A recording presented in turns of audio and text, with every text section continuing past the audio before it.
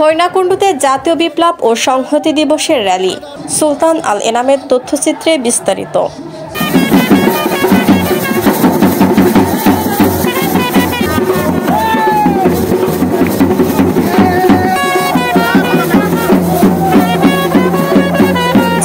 হরিণাকুণ্ডুতে ঐতিহাসিক জাতীয় বিপ্লব ও সংহতি দিবস পালিত হয়েছে।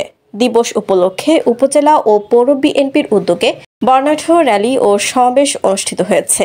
আজ শনিবার ৮ নভেম্বর বিকেল ৫টায় হরিণাকুণ্ডু উপজেলা শহরের প্রিয়নাথ মাধ্যমিক বিদ্যালয় মাঠ থেকে দিবস উপলক্ষে র্যালি বের করা হয়।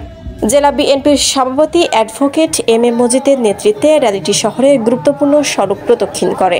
পরে শহরের একতারা চত্বরে সংক্ষিপ্ত সমাবেশে মিলিত হয়। সমাবেশে বক্তব্য রাখেন জেলা বিএনপির সাধারণ সম্পাদক জাহিদুজ্জামান মনা, সহ সভাপতি মুন্সি কামাল আজাদ পান্নু, জেলা যুবদলের সাধারণ সম্পাদক আশরাফুল ইসলাম পিন্টু।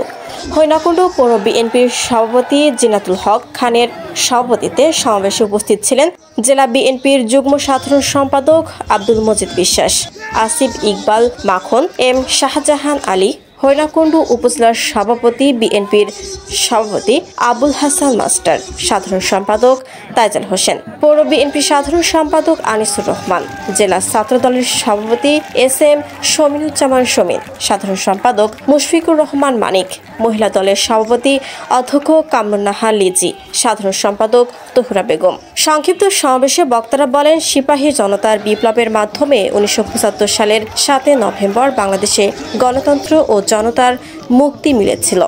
জুলাই গণ অভ্যুত্থানের মাধ্যমে বাংলাদেশে আবারও সেই সুযোগ ফিরে এসেছে।